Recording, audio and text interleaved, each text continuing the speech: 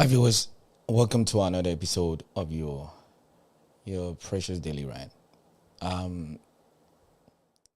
Just give me a second, guys. I just want to quickly do something. I want to be able to. I think it has to be this one.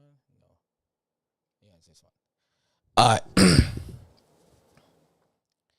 So, I want to say thank you for the last for the viewers that watched the last episode about when we talked about the whole Epson thing. I mean, me and Prey. Prey's not going to be here today, but hopefully she's going to be here tomorrow or on Sunday. I want to quickly discuss something that I found that I think is quite important. It's been one of the things that I've chosen to do, and I think it's quite important. Yes, it's about men's mental health. And now, I later found a video that I'm going to use to base the conversation on. I'm not going to take too much of a time, I promise. This live is going to be really quick and short because I want to be able to reach out to people as much as I can. And when I say men's mental health, I'm not even going to go the most extreme just yet.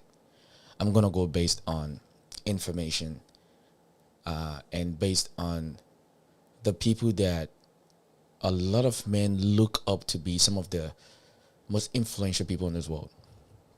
So I found a video of someone named Cam Newton. I don't know if you know who Cam Newton is. I think he's one of those elite athletes in the world. And I ended up finding there was a scenario whereby there was an issue with his teammates. And they never saw eye to eye for like 10 years. I was so moved by the conversation. I said, you know what? I'm going to share. Some of you have seen the video. I'm going to put the description of the video below in the live stream after the live stream is ended. I'll put it there for people to go actually watch it again if you want to rewatch it. But one thing I really like about the conversation is that it shows that a lot of men start getting it now.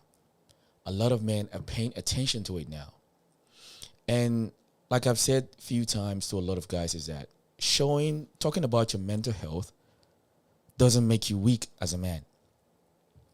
It doesn't say, oh, I'm weak. Oh, I lose my masculinity. Or, I shouldn't do about it. But it's quite very important for us to be able to discuss this sort of conversation. So I went to find a video we're talking about some of the elite athletes in the world. And they had a misunderstanding. So we're going to start from the beginning. I want us to watch it together. Then after then, I'm going to give a quick, brief commentary on what I've taken from the video. I don't want to waste too much of your time. Let's do it. Discussion with my former teammate, Steve Smith.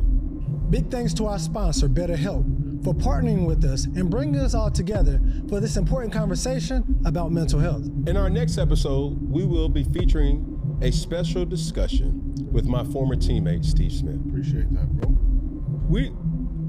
We don't really talk in this type of dynamic. Me and you don't talk at all. Yeah. We'll talk about that, though. Let's talk about it. We'll talk about it. You want me to talk about it now? Yeah, let's get to it. I avoided you the whole 2 hours that you've been here because I wanted real kind of Response, reaction, first thoughts. Yes, sir. Well, I'll just be completely transparent. One of the things that, thinking about and when BetterHelp asked us to do this, my first initial response was, hell no. And the reason why is because how much tension it was between me and you. And I think a lot of it had to do with outside influences, whether it's general managers, head coaches, offensive, quarterback coaches, like whatever the case may be. And yet, at the same time, we were two guys with the same common goal and desires and thoughts. And so I'll start off by saying, I need to apologize to you for being so distant and standoffish.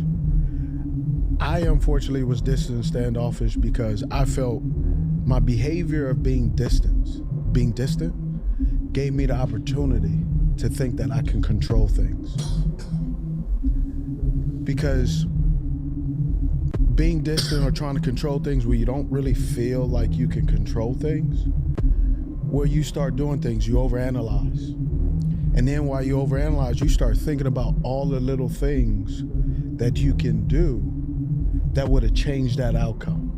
Or some of the childhood trauma that you may had, and that's whether a parent overlooked you, felt unloved, unheard, unseen. And so all of those things, obviously before and prior to me doing a lot of deep digging and some counseling to really kind of realize some of the triggers and the behaviors I had, and a lot of the behaviors I had throughout my football career had nothing to do with the Napoleon complex. It really had to do with I kept everyone at an arm's length. I think with the dynamic with me and you, a regret that I have is you did not see an older version of myself. See what I'm saying? Like, I remember when I first got drafted to the Carolina Panthers, it was a lockout. There was a lot of team activity. That thing was funky, wasn't it? Yeah, oh my God. I didn't even, that was the first interaction to the NFL, so I was coming into a situation where I thought this was normal, you know what I'm saying? And then there was also a realization that Steve Smith requested a trade. And I'm like, yo, a young quarterback needs all the armor and artillery that he could possibly have, knowing a Triple Crown winner, the pulse of the Carolinas, the DNA of what this team and the mantra that it stood on with keep pounding, a person that embodied all that, he wants out. And my first assignment was really trying to convince you to come back, for you to believe in me and what I was trying to kind of be the new shift of winning. And I think through that time, I understood that for the first 3 years of my career, that was 2011, 12, and 13, I always had number 89 to rely on, right? But there was something about youth that you don't really always understand at that particular moment in time. I was wrong. Oh, I know. I could have been better. No, but the preface is this. I don't want nobody to hear this and say, well, you didn't have good teammates because they would have held you accountable. Hey, you should have had somebody in your camp to tell you, hey, bro, you're tripping. I did have that. I just put up a guard. I put up, the blinders, I closed everything and closed everybody off. And it's crazy because even people today, I still deal with those traumatic issues because it comes from, alienation. It comes from isolation. It comes from having abandonment issues, not because of my parents, not because of, my family. It was literally, I was by myself. I want to pause it for a second because I myself, I truly understood what he meant. I do. And yes, for those who don't know, I used to play professional soccer most of my life. And I've been exactly where he's been, and I truly understood where he was, because the thing is that as an athlete, you're going to have this blindfold in front of you. Like, you'll listen to anything else. You don't listen to anything at all.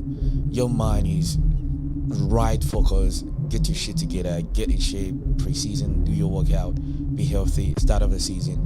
When it comes to sport, people come, people go. But there's some core players that you have in your team, like, yo, man, we want to win, we need you. And there's a dynamic, there's always an hierarchy, all right? You can be the most expensive player, you might not be the most liked players in the locker room. You might be the trashiest player, but you might be the best player on the field. This sort of relationship dynamic is quite very important that makes teams succeed. But the thing is that this is why I think there's been a lot of sports psychologists now that's gone into sports today to try and help all these athletes, for them to break some of their bad habits or some of the trauma, some of the mental health situation that they bring into teams. And I think there's been a little more awareness about it today. And I think some places start getting it, which is actually kind of helping them a little bit navigate their personal life. Because the thing is, as an athlete, there's no way you can say that, oh, my personal life doesn't mean shit. No, it's going to affect you in your real life. There's nothing you can do about it. What happens on the field, you would take it out of the field, you would take it to your real life. Because the thing is that playing any kind of sport, it's everything to do about human experience. You have to train really hard. You physically, mentally, and psychologically prepare yourself for a game. Not that you win or lose, the outcome of the game. Now, if you're somebody that you haven't really know how to dissociate sport from personal life, you will struggle.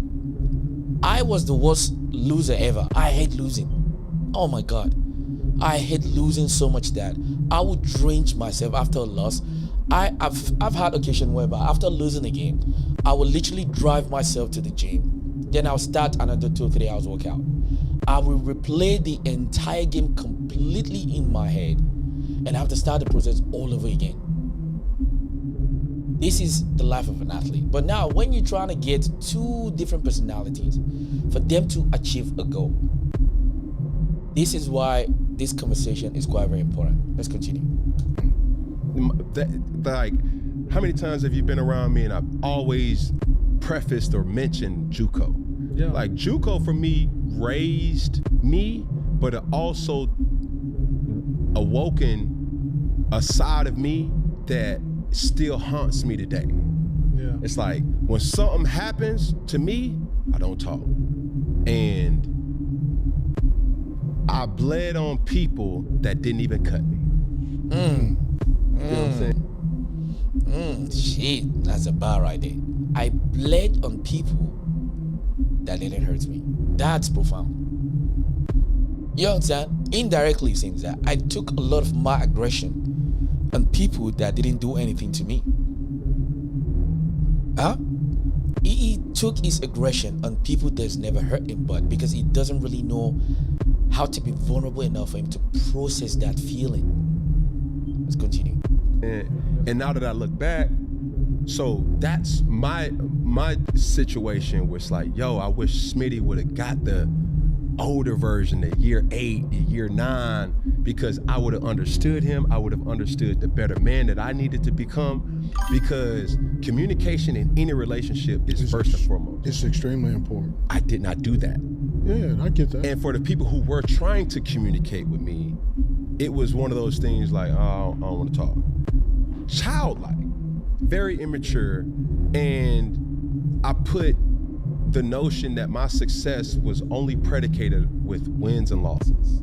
So, you know, all in all, with that type of dynamic, as men, where I came into the league when I was 22, I'm having this conversation with you at the age of 36, and it's crazy. I'll, you know, cue that song, I Can See Clearly Now. Yeah. But that's genuinely how I feel. Yeah. And that's another thing again that I've had this conversation with a lot of men, is that when you're in your 20s, you don't know yourself as a man. You don't. I know in this generation, I mean the Gen Zs and the Gen Alpha or whatever they call themselves, this sort of conversation is gonna be behind the head because they came into a world whereby it's all about go and get it, make your money, money. But the thing is that you're gonna get to a phase in your life, you start understanding there's a lot to life than just more than money. There's a lot to life than just swipe left or swipe right. There's more to life than you just thinking you want to acquire all the riches, you want to acquire all the fames. There is more to life than what you think you have at 20, 25. Because let me tell you something, you don't become a real man until you get to about 35 upward. That is when you get to become a man. Because then you will have a little more clarity in life. But if you are going to be a smarter and a better man, you will start paying attention as soon as you clock 20. In fact, in some cases, where I come from, depression is a luxury. Let me say it again. Where I come from, depression is a luxury. It's the rich people that can sit down and think about their mental health. Because my parents never had the opportunity for them to sit and start thinking, my mental health, dude. No, we didn't have, it was a luxury. Because every morning you have to get up, you have a purpose, which means by the time you come back at nighttime, there's food on the table. You don't have the time to sit and think about your mental health or think about this, think about that. You don't have the time. But if you're smart at 20, at 18, at 15, start asking questions to older men. Let them start educating you about how life is for older men. Doesn't mean you're gonna have exact same outcome as them, but you're gonna start getting more prepared. Your brain will be wired for you to ask questions that's actually gonna affect you in a very positive way. In fact, it's gonna create an avenue for you to avoid a lot of mistakes that a lot of men make our entire lives. You have to be open to it. You don't get smarter because you said, I'm 18 years old now. Now the word is at my foot. No, you're going into a world of hyenas, dragons, lions. The most prettiest face in this life could be the destruction of your life. So it's a lot of knowledge that I think a lot of men in the past, some of them try, some of them never did. So if you're 20-year-old, if you get to see this video right now, don't focus on just trying to make money. Don't focus on, there is a lot of things you need to understand about when it comes to your mental health. Because I promise you, nobody is coming to save you. Nobody. If you're lucky, you have a good father in your life that will try his best to try to navigate your life for you, to help you navigate your life. You are lucky. No one is coming to help you. You have to help you. This is why this sort of conversation is very good if you're open to it. Because I know there's no big booty here. Boys are not intertwined or even patient enough to want to listen to conversations like this. But it's gonna be in the YouTube archive. You will see it when you're 35 years old. And That's dope. And understanding like you, and I look back and I'm like, bro, I want to ask you this question. Okay. As we kind of shift gears. Things that I battle while playing, by living, was this one thing. I always wanted to be understood. Steve, for you, have you ever felt understood? Man, that's a fantastic question. I think my natural response is no. And the reason why is I think I really haven't understood who I was until maybe the last couple of years ago. Like to really know, right? Because I had a counselor and when I played, I had a sports psychologist. And the sports psychologist was all about performance. Mm-hmm. How do we lock in for performance? How do we look at it as data, no emotions? Right. So that was great. But I didn't have a psychologist who I was able to kind of dig deep and start to pull up. Unpack. No, pull up some of the things that were rooted inside of me that were causing me to be distant. Childhood stuff or just all. Yeah. If it's a ABC, it's D. All the above. Right? Because a lot of times too, from the outside looking in, we would think that athletes, or in particular football players, y'all get it out on the field. Oh yeah, you get it out on the field. You said something like non-bacteria plants. Yeah. So you still holding on to the issue, but you like physically you got it out, but emotionally it's still No, emotionally it's not still there. Okay. Because emotionally, if it was, I wouldn't be here today talking about it. See, to be able to get it out and be comfortable, you kind of got to sit in it. And so I've sat in it with a counselor, without a counselor. Without the counselor, it's been tough. Without the counselor, it really, you're left to do everything by yourself. Yeah. You see what he just said? That's exactly my point. You as a man, a boy, 15, 16, 17, 18, 19, 20, 30, 35, 40, 50, 100 years old, it doesn't matter. The society has programmed us to be like cyborgs. Okay? We are literally cyborgs. There is a lot that is expected of you. You have to navigate life without the proper tools that you need, the proper guidance that you need as a man, the proper structure that you need as a man. A lot of men go through life, they don't have it. They don't have one. I've done series of videos on this channel when I talk about there are some men are not even born or raised to be a father. Some men, they just have to just dip themselves into the deepest end of the situation and they just have to figure it out. Jesus is not coming to help you. Muhammad is not coming to help you. You have to help you, because a lot of the issues that we have as men is so stretched down to our deepest part of our lives that we've never had any sort of support, or which is quite very important. Most men don't talk about their mental health, which I've discussed before. It's because there's never been the most appropriate place or space for men to be vulnerable enough for them to talk about this sort of things. This is why it's so important and profoundly important for men, older men. Make yourself accessible in the community and help the next and the younger generation, because they need help. They truly, I know a lot of men, even men in their 30s, 40s, they need help. But one of the things that I observe from women that we struggle significantly to do is that our pride and our ego, which is one of the most essential part of what makes us a man, we are too scared to bruise our ego for us to heal. Pain is never everlasting. Pain is something that everybody goes through. You go through pain, I go through pain. It's just part of life.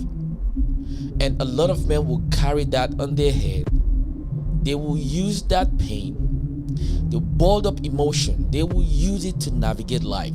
Some men will channel it for the right things, and some men will channel it for the wrong things. This is why it's quite very important that men, if you're watching me now, later tonight, a little clip of this, find someone you can talk to that can help you release a lot of these things. It's very important for men to learn how to release. Let's continue. And I think that's what BetterHelp, why BetterHelp is such a unique company, is they allow your schedule to dictate how you can meet with a counselor. And I think that's extremely important, because not everybody has the bandwidth to leave their job and go see a counselor for an hour and then drive back and then continue to work. And then also when you meet with that counselor too, and there's this emotional roller coaster that you either high off of or down, that you have to reset, recalibrate. So having a counselor and working with BetterHelp, that gives you an opportunity to really start to unpack. But people don't understand, when you unpack things, you also open up a box that you're not always sure what's inside. Emotionally, how am I going to respond? So I think that's why seeing a professional, using a professional is extremely important, because some of the things that you not sure that you experienced as a kid, how it impacts you. You know, you could be a live wire and go out in the real world and somebody cuts you off or does something, and then you make a decision that can alter your life. I battle with this. I was always able to turn to football as a unleashing of that rage.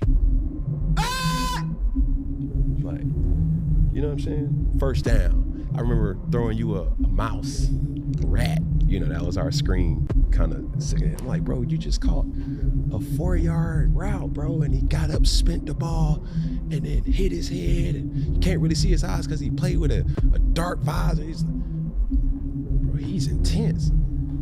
Not just in the game, but in practice. Now, you start to realize, sorry for the scream, everybody, but you start to realize going into the real world, how do you, dare I say, mask it? How do you deal with that version of you that you know is capable of being triggered?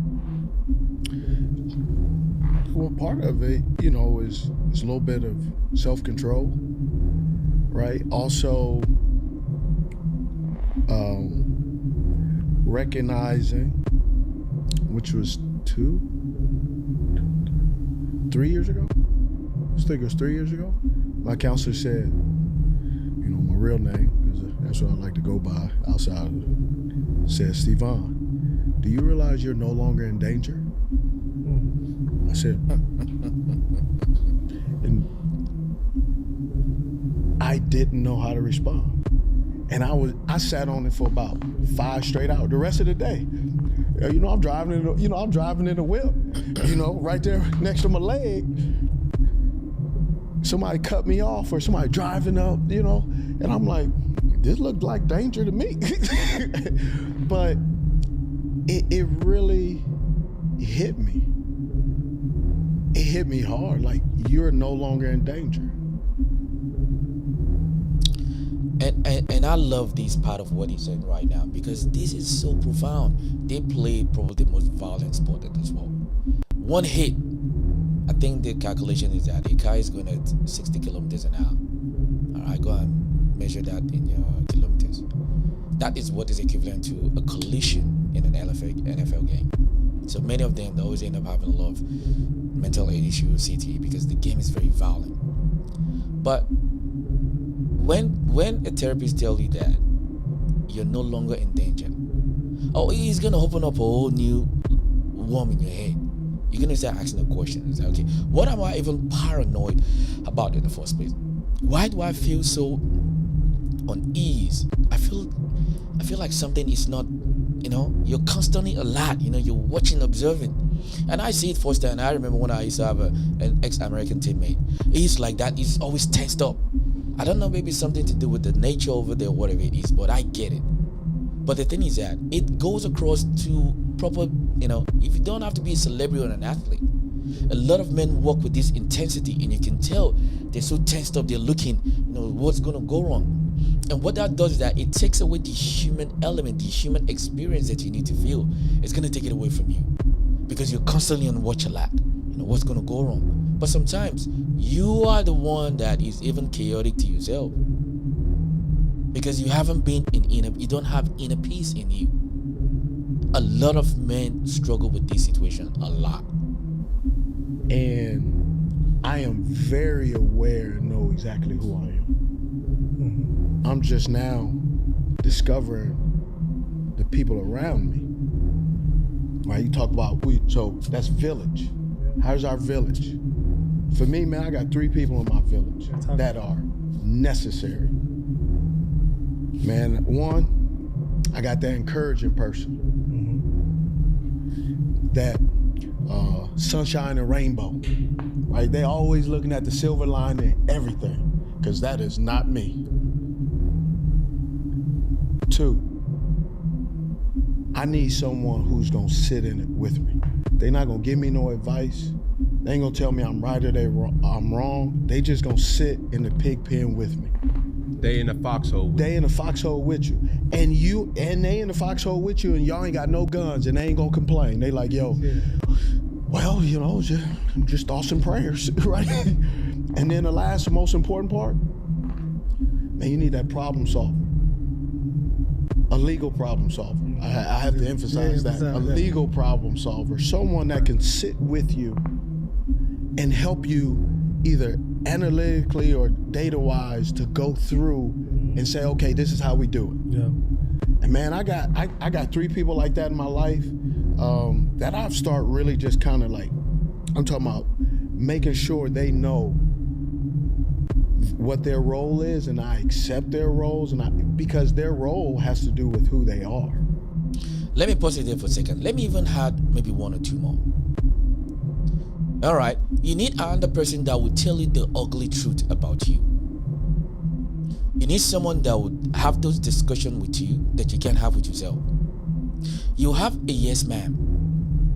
You have a no ma'am. You have someone that's going to critically, analytically give you perspective on how to navigate things. Then you need to have somebody that doesn't agree with you about nothing at all. They like you, they love you. They see a way that you need to get better and improve in every way. You understand? You need to get better at every way. Because these are the things that we truly need that can actually help you navigate life. You don't need one friend. You need multiple friends that see things from multiple different angles, multiple different perception, multiple different ideology. That way you have more information on how you're going to navigate life. There's some friends, they will help you by giving you money. Some friends will help you by advising you. Some friends, they just rather die. It is what it is. Let's go through it. Some friends, they're not going to go to you. They will tell you you're dumb, you're stupid for doing this or that.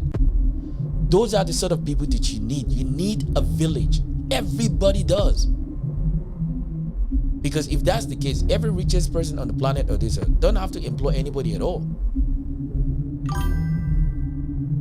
You understand? Somebody's asking, can you navigate things on your own? Deserve your mind healthy?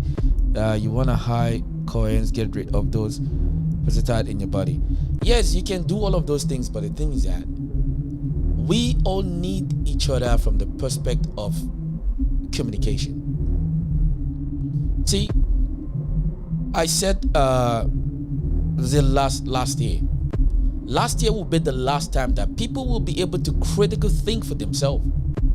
The reliance, the dependency is now going to go to AI. People will go to AI to ask a lot of questions. AI will start feeding people information that they don't need to go to AI at all. But they need the lived experience. Let me say it again. Not a prompt from AI. Lived experience by somebody that has navigated those experiences before. Those are the conversation, those are the opinion and ideologies that you need that can help you. But unfortunately, a lot of men today don't think by any chance they need to look at things from that perspective. Let me let him continue. Right? It's not like, oh, I'm picking them. It's their personality is who that is. And so because we go, life be lifing, you got to go in there and ask some people like, man, I need some help with this. Or, am I off base? Or you got the other person that's saying, you know what? Yeah, it's raining, but you got an umbrella. That particular example hits home to me because for the people who have a lot or have a lot of responsibility, it's unfortunate that you won't find that second example until you find yourself in the pig slop, in the mud, in the trenches. That's exactly my point I was making before. A lot of men make a lot of mistakes in this life is because it's never been the universal knowledge in terms of when we're talking about system and structure of how men need to be, how men need to live their life in a more realistic and healthy way, is because there's never been emphasis for you to listen to other older men. The only thing that I knew, that I heard when I was growing up, is that you look forward to somebody that you've seen is driving the best cars, have all these houses. Those are the things we aspire to get from them. We don't think they have any other knowledge. We just want them to teach us how to make more money, how to build more houses, how to get more women. You understand? These are the things that we've put our emphasis on that. So if I ever met Cam Newton right now, I'm going to ask him, so Cam, this was me maybe 20 years ago. I say, hey Cam, hey, how do you become an athlete? How do you train? Man, how is the girls like? How do you make money? What should I buy? We are asking questions about the things that we haven't acquired yet because we aspire to be them, because we look at them from those screens. You know, they go through a lot of things in life. They have all this access to a lot of places. They see them on TV. We glamorize these guys so much, but the core knowledge that we can extract from them, we don't even know how to ask those questions in the first place. We don't know how to ask the questions. So when you don't know how to ask a question in the first place, then what makes you think you're going to acquire any kind of tangible knowledge that doesn't have to do with money, women, and fame? Let me say it again. Money, women, and fame. If you can't acquire any of those knowledge, what else? What else can you acquire from them? What else? And when you have crowned them or gave them that title of like, yo, you are important to me, I need you, whether directly or indirectly, now it's time for you to perform. And the worst thing that can happen for individuals like myself is you pack up and leave. And the dynamic of our relationship is now impacted forever. Because I needed you. Not to counsel me, not to tell me that I was right, wrong, or indifferent. I needed you just as a person that's slaying in these jungles. I have comfort knowing that I got somebody to my side or somebody, you know, that's guarding my sick. It's called a support system. A lot of men don't have a support system. A lot of men, there's never been the universal knowledge for men for us to understand the concept of support system. Okay? Because you are supposed to navigate life by yourself. The support system that you think you truly need as a woman. No, you need a support system of a woman. At the same time, you need a support system of a man. That is why in the society today that there is this constant division between men and women. We don't want each other. We need each other. Okay? Not to take away from the conversation. This is why when I listen to some people talk along the line, oh, no, I will just go through life, I'll do it by myself. You are not supposed to go through life by yourself. We need each other. The dependency and the reliance that we have for each other, it is priceless. It's not something you can put money on. The currency that it requires is a different kind of currency that a lot of the time, a lot of people refuse to pay for those prices. They don't want to pay what it takes. It is not money.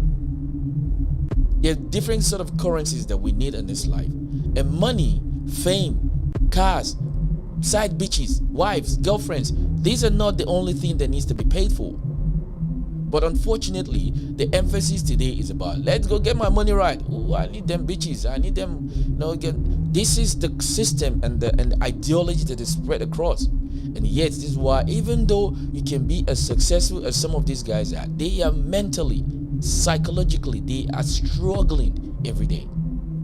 Let's continue. And when that person is no longer there, it does something to you. How much of, when you do these self diagnostics or self check-ins, have you ever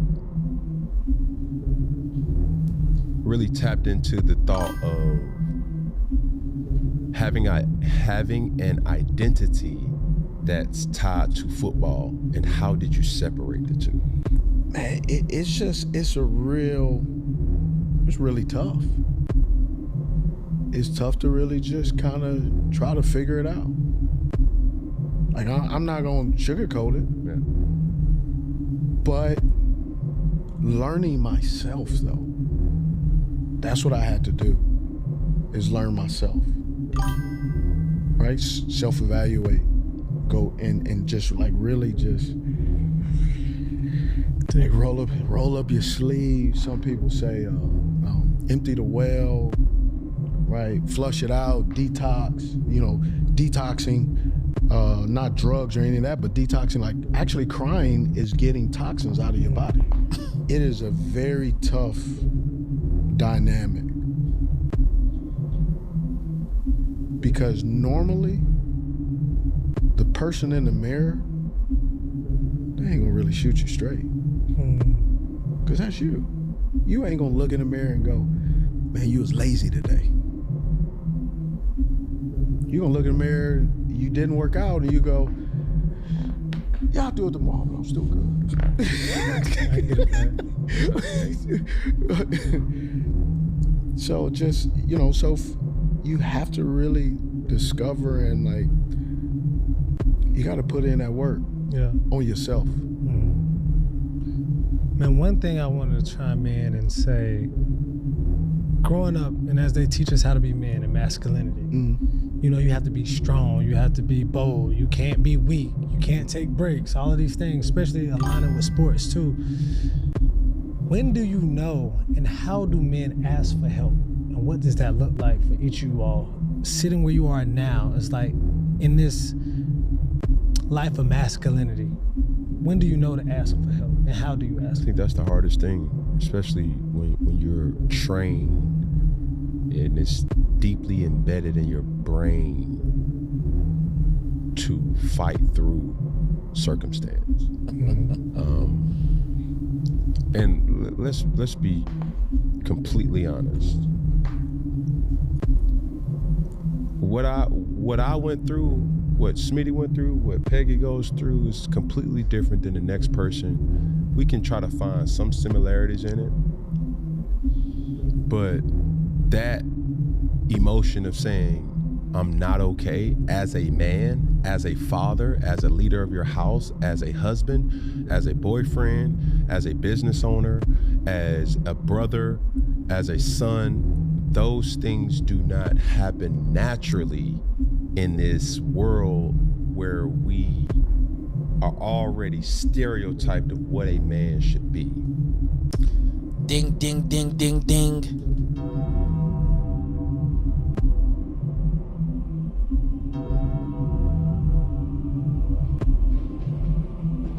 I said exactly the same thing Cam is saying. I said it. You can go check out some of my videos. I've said it many times. And the ownership and the responsibility of this is going to fall back to us as men, because the thing is that you as a man, the responsibility will always fall on you, neither you like it or not. You see, the society expectation of what a man needs to be. You don't have to be mean. You don't have to be callous. You don't have to be disrespectful. You don't have to be nasty. You don't have to portray yourself because you want to show that you're strong, that you're a big bully, big boy. Doesn't mean you have to be condescending. It doesn't mean you have to be disrespectful. You understand? It doesn't mean you have to be anti everything to show that your shoulder is bigger than everyone else. That is not what you need. Because the society has projected men to be of a certain way. Men need to act a certain way. You don't need permission. I'll say the same thing that I come to realize the last couple of months is that, see, doing the right thing at all time, it is by far the most difficult thing to do every day. Getting up and treating people the right way, doing things the right way, because 80-90% of the time, a lot of the time when you do things the right way, it is not going to benefit you. You will struggle to do anything that doesn't benefit you, and that is what it takes to do the right thing at all time. This is why naturally for every human being, we have tendency to commit all the 7 deadly sins: greed, envy. You understand? Until we get to this mindset that being a man doesn't mean I have to be nasty to show that I'm a man. Doesn't mean I have to be condescending to show that I'm a man. You are allowed to make mistakes. You will make mistakes. I make mistakes. I made some mistakes yesterday. I made some mistakes today. It's the ability for you to be able to self-reflect and see where your strengths are, where your weaknesses are. These are the things you're going to use to navigate the society standard and the society expectation that the world has put on men. Let me let it continue. Nowadays, they call it being emotionally intelligent.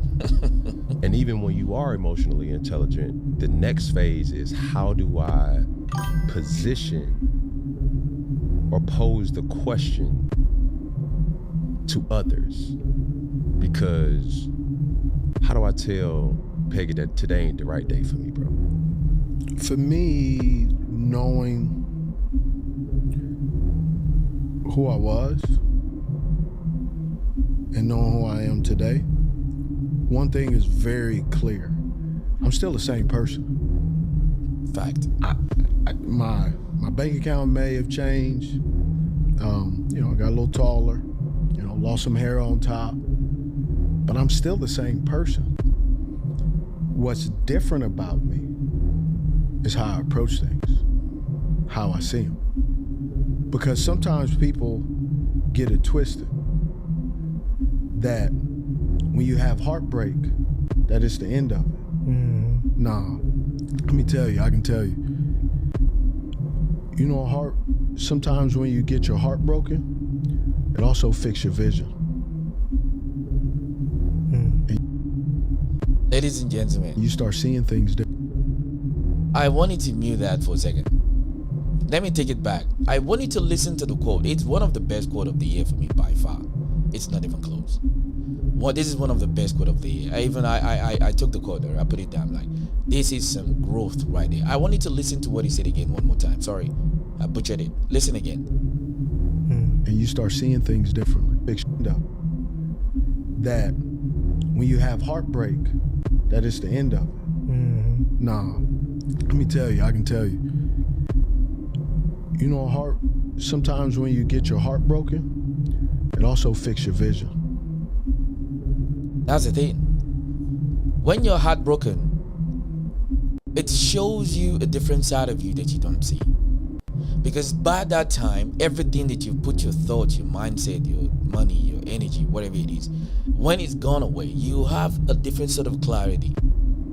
You understand? That's why a lot of people, they don't know how to stay single after they just broke down, because they're not used to being alone for a little bit. Even though when they want to get back into the next thing, the clarity that it requires for them to self-reflect based on what has happened so they don't make the same mistake again, a lot of people don't know how to do it.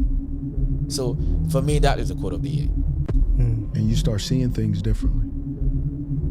You start examining it in a different way. But you gotta have people around you that can help you. And some of that isn't your homeboys, homegirls, it isn't. Some of it has to be a professional. Yeah. A therapist. I think that's essential. Because not every human being, especially one human being, can carry the weight of their stuff and then also yours. So just to close out, right? And you talked about encouragement. How do we encourage more men to get here? And when I say here, it's men conversing. Yeah. This is a 10-year-old conversation that could have happened years ago. Yeah. And you bought. Ain't no need to bring. No, I'm wrapping it up to how it started, though, right? And both of you all have stuff in your toolbox that you didn't have 10 years ago. Yeah. Fact. It's a beautiful thing to see. All I had is hammers. Exactly. So it's like Screwdriver, just like hammer. how do y'all what's some things that you can encourage other men to actually really have this conversation, to talk? I mean, you're already around each other, right? So having those conversations, checking in, we have it in the. I know we've had it in the league, especially with some of the guys that still live in Charlotte that I played on the same team with. As soon as someone, a football player, they hear commit suicide, man, it's guaranteed within that week. Ding, ding, ding, ding, ding, ding. Because now guys are going, man, I need to do a wellness check. Don't allow a wellness check to be until you are unwell. You have to have those vulnerable conversations with people you trust. But you got to risk it. And that's exactly what I said. It has to be a space for you to be vulnerable to share those things. Men are not cyborgs. We are just as emotional, but we express our emotional differently. Okay? We are just as emotional as women. You understand? Women is just as critical thinkers just as women are. But that is not where the strength lies. Okay? Don't listen to all these generation mumbo jumbo bullshit and we are all equal. No. We're designed to function differently. And that is what makes us unique. That is what makes us strong. Because we complement each other. This is a conversation for another day. I say that now because I didn't want to risk it when I was younger. That's it. I couldn't. And I missed out on a lot of great relationships. First off, to preface that it's going to take time to do, but I would challenge anybody, athlete, former athlete, in the working field, in any degree, I challenge you to master your routine. There's a community everywhere that you look. Yeah. You just have to be willing to. Good and bad. Good and bad. So while you're mastering your routine, saying, hey man, whether it's cardio, whether it's walking, whether it's, hey, I need to do weights. Hey, I want to go to a book club. Hey, I want to just go to happy hour. Doing certain things naturally brings on a world of its own. And with doing that, you'll realize that, hey, this person may not come from where you came from, but he or she is there as a viable resource that you can build with. Well, we have it, man. We just want to say thank you, a big thank you to BetterHelp, our sponsor for this segment, and for getting all of us together actually to have this important conversation about mental health. So thank you so much, BetterHelp. Cam, BetterHelp is amazing. Just what they be able to do, and just for me and my therapy, right, and what I've been through.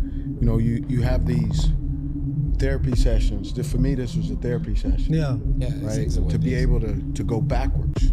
Yeah. Right. Because a lot of times, I only look Forward. at the rearview mirror. Mm-hmm. Because when you look at the rearview mirror, you're in a car that's going forward. Yeah. And so, BetterHelp gave me the opportunity to look in the rearview mirror, not go backwards. And because of that, man, it's been a long time coming, right?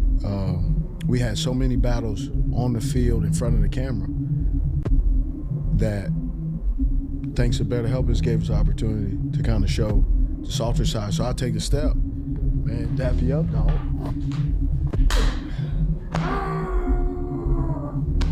Appreciate you, bro.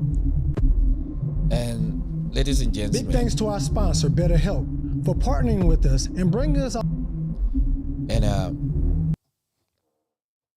And I love that. I love that they embrace, because they haven't seen eye to eye or have any kind of discussion in 10 years, ladies and gentlemen. In 10 good years, they haven't seen eye to eye.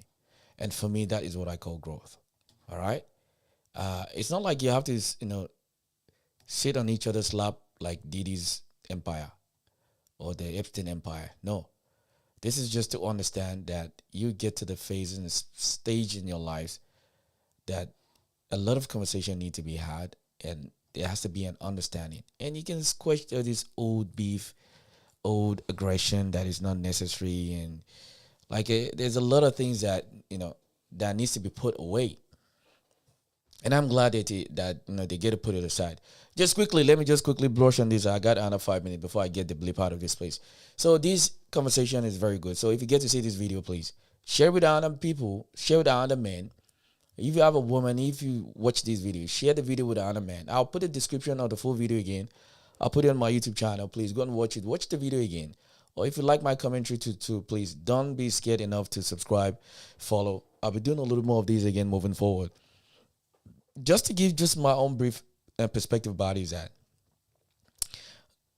men need space where men can talk about looking back at the same time while focusing on forward at the same time. Like I said, the rear view mirror approach.